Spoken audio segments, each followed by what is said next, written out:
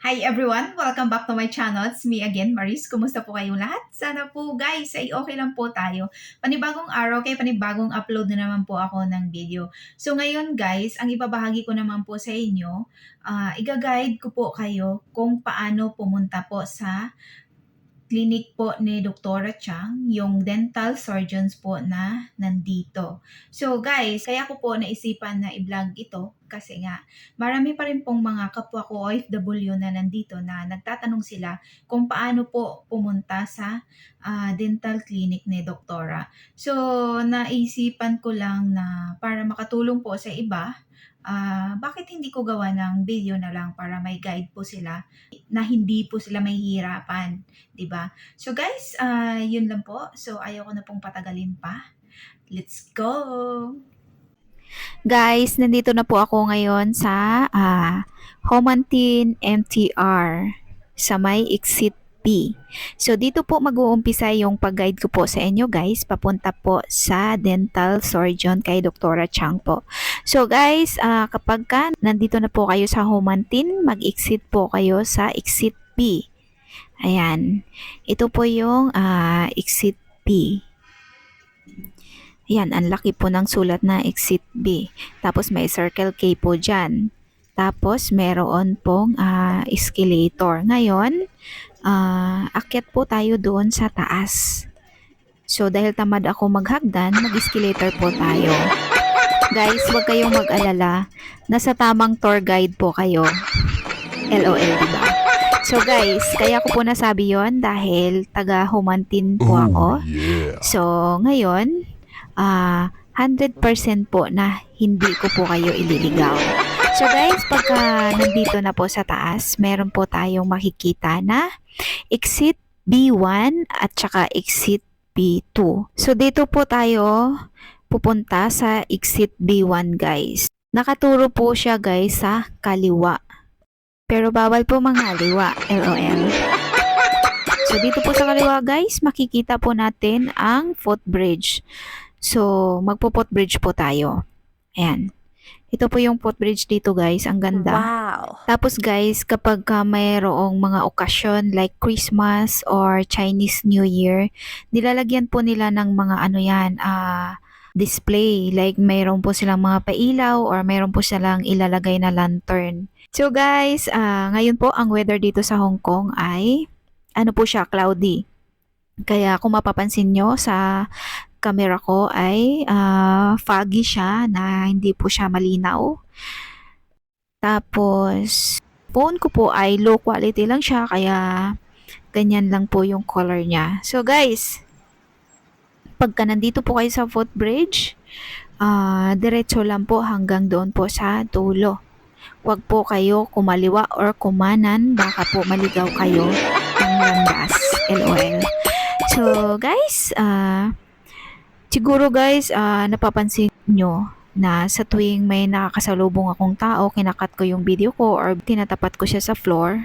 Kasi guys, dito sa bansang ito, meron pong ibang lahi na ayaw po nila na nakukuhanan sila ng video. So, yun lang po guys, share ko lang sa inyo. Kaya ako po nasabi yan kasi nga, na-encounter ko na po kasi once yan sa loob po ng restaurant. At ayaw ko na po maulit yun. Oh my God! So guys, malapit na po tayo sa may escalator. So, dito po sa may escalator, bababa po tayo dyan. Ayan. So, ito na po. So, ito po yung escalator na sinasabi ko. So, guys, dito po sa left side, may makikita po tayong basketball court. So, may opening at saka close hours lang po sila dyan. Dito sa kabilang side, ayan na po yung kalsada. So, dyan po tayo papunta. So, ayan. Tapos po, meron din pong hagdanan dito na may hawakan. Kaya mag-iingat po tayo, baka tayo po ay malaglag sa hagdanan, o 'di ba? So dito po tayo papunta, guys. So dito na side, guys, may makikita kang gasoline station. Ayan, ayan po yung gasoline station nila. So dito po banda, ito po yung daanan po ng mga tao. So maglalakad lang po tayo dito ng diretso lang po. Ayan. Diretso lang po yung lakad. Guys, malapit na po tayo sa clinic po ni Doktora. So malapit lang po talaga siya. Like parang ilang minuto lang po yung lakad, wala pa pong 10 minutes. Marating mo na po yung clinic ni Doktora. Yung dental clinic po ni Doktora Chang. Isa po siyang ano guys, hindi ko alam kung Pilipino ba siya or sa Pilipinas siya nag-aaral, basta marunong po siya magtagalog. Nagtatagalog po sila guys. Kaya karamihan po sa mga kapwa nating kababayan, kahit malayo po sila, malayo po yung location nila, sinasadya po nilang puntahan itong clinic po ni Doktora kahit medyo mataas po yung singil ng bayad kasi po private dental clinic po siya. Medyo may kamahalan po. So yan guys, dun sa kabilang side, meron pong 7-Eleven. And then ito po yung crossing nila, ito po yung stoplight. Pagkatawid po natin dyan sa stoplight guys, dyan na po banda yung building kung nasaan po yung clinic po ni Doktora. So hintayin lang po natin na mag-go ulit. Kasi ayan po, nag-blink-blink na po. So ibig sabihin bawal na po tayo tumawid. Ayan, naka-red na nga. So guys, okay na rin na naka-red siya para makita nyo rin yung view dito banda. So ayan guys, ang laki naman ng truck na yun. Oh my God. Ayan. So ito po yung crossing dito. Pagka ito guys, narating nyo na yung crossing na ito guys, ibig sabihin malapit na po kayo sa clinic ni Doktora. Pagkatawid mo dyan sa stoplight na yan. Itong stoplight na to. Ayan guys, tumawid na si kuya. So bawal po gayahin yan ha. So yan na guys, nakago na. So pwede na tayong tumawid. Yan, pinapakita ko na kulay blue at saka purple. Ano po yun guys? Public toilet po yun. Ito po guys, madadaanan mo itong mga bilihan ng mga gamit sa kusina. Ayan, hindi ko alam kung anong klaseng shop yan. So ito naman po guys yung mga restaurant na madadaanan mo. Ayan, Chinese restaurant po ang mga yan.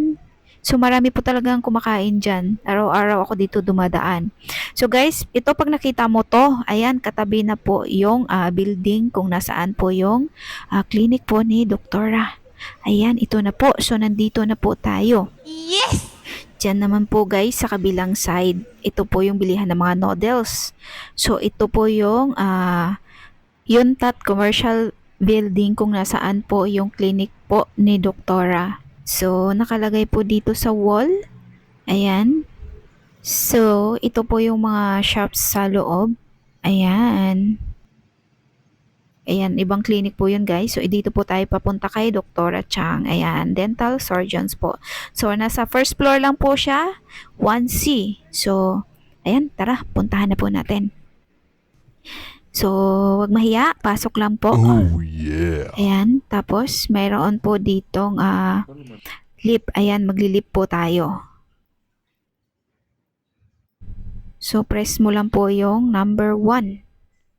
Ayan. So, ayan po yung 1. Naka-red na po siya, guys.